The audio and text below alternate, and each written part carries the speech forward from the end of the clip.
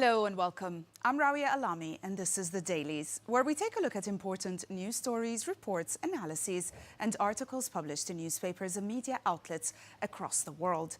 Today's show will focus on three key stories: the assassination of the activist Charlie Kirk in the US and the sacking of the British ambassador to the US over the Epstein files, and also the crisis in Nepal.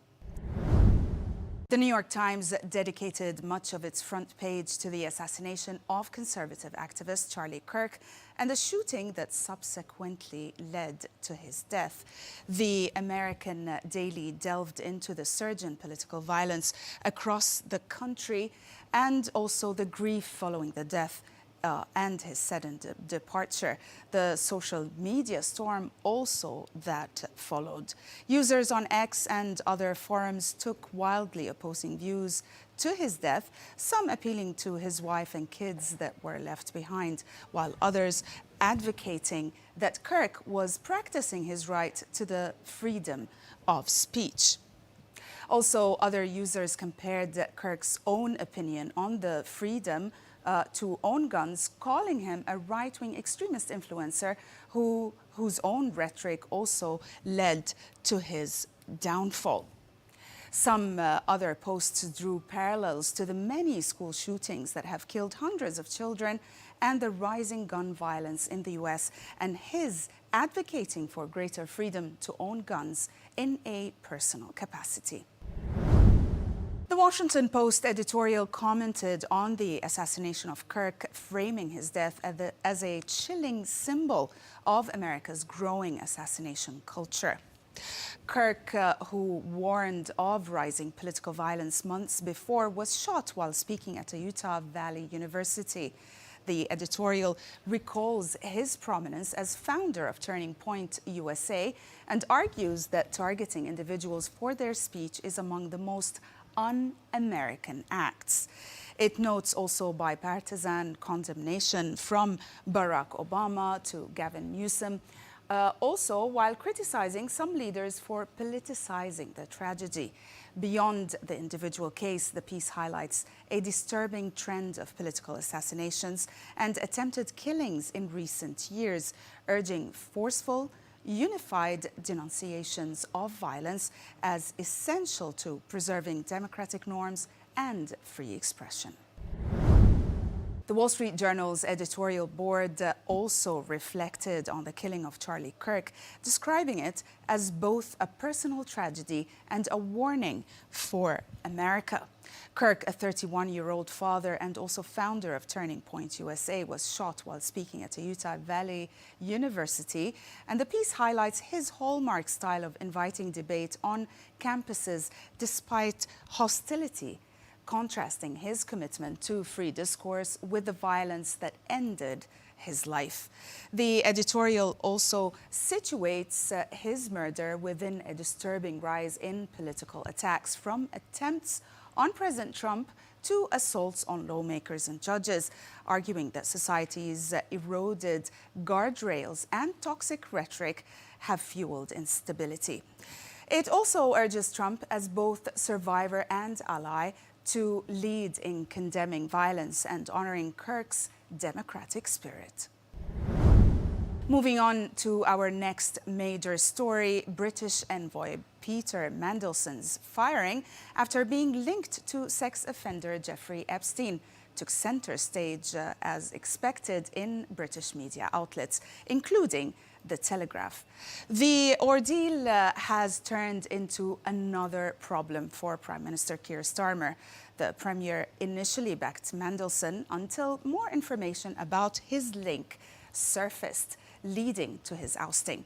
The British Daily seems to portray the latest issue as a wider problem facing the Labour Party. However, in its main article, The Telegraph details the dramatic downfall of Lord Peter Mandelson, dismissed as Britain's ambassador to the US after leaked emails revealed his close ties to Jeffrey Epstein. Once defended by Prime Minister Starmer, Mandelson was forced out when evidence showed that he advised Epstein during his 2008 criminal charges, contradicting earlier assurances about their relationship. The Foreign Office confirmed his immediate removal, citing materially different information than known at the time of his appointment. The sacking is coming just after another senior resignation, which deepens questions about Starmer's judgment and Labour's vetting process. And with Trump due in London for a state visit, the scandal has also become a political weapon for opponents, fueling claims that the government is jumping from crisis to crisis. While this has been going on in the UK, the US continued to cover the unfolding story of the Epstein files and birthday book and the possible ties to President Trump. This coverage angered the president, and it seems he's willing to take it to court. A New York Times report details President Trump's latest clash with the press, this time over a sexually suggestive note and drawing linked to Jeffrey Epstein's 2003 birthday. The note released by Congress appears to bear Trump's distinctive signature, but the president and his aides dismiss it as a fabrication. Through his lawyer, Trump demanded a retraction and floated a $10 billion lawsuit against the Times, accusing it of malicious reporting. The newspaper stood by its work, stressing it presented both the evidence and Trump's denial. The piece situates the episode in Trump's broader pattern of threatening lawsuits against media outlets, underscoring his strategy of delegitimizing critical coverage while rallying supporters against the press. We'll go back to the Wall Street Journal, which examines the fallout from Israel's surprise strike on Hamas leaders in Doha, which sparked a heated exchange between President Trump and Prime Minister Netanyahu.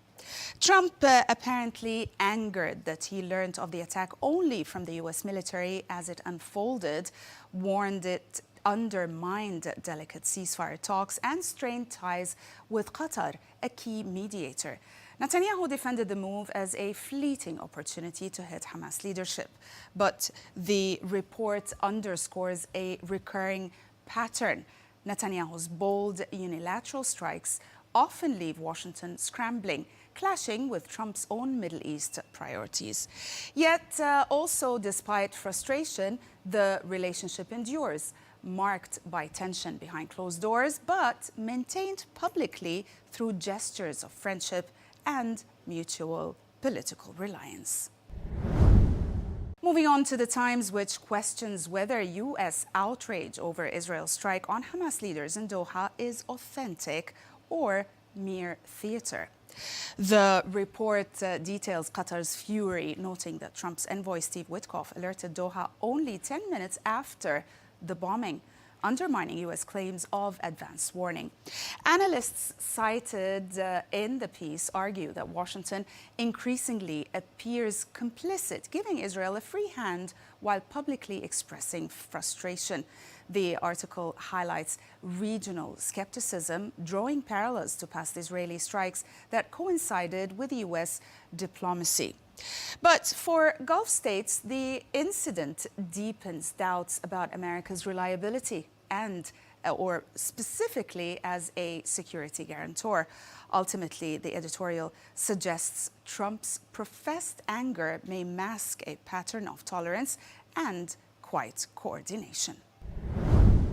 And we'll end with the Himalayan Times editorial, which delivers a searing indictment of Nepal's political establishment following the killing of 19 young protesters.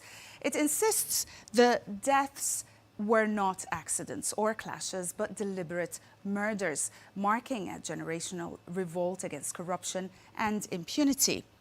The piece frames the resignations of the Prime Minister and ministers as symbolic, arguing that true power lies in the people who fill the streets and not in government halls. Yet it tempers its call for justice with a warning, saying violence and looting risk betraying the movement's ideals and harming vulnerable families. Ultimately, the editorial urges Nepal to seize this painful moment to build transparency, accountability, and a democracy worthy of sacrifices of its youth. That's it for today. Thanks for watching.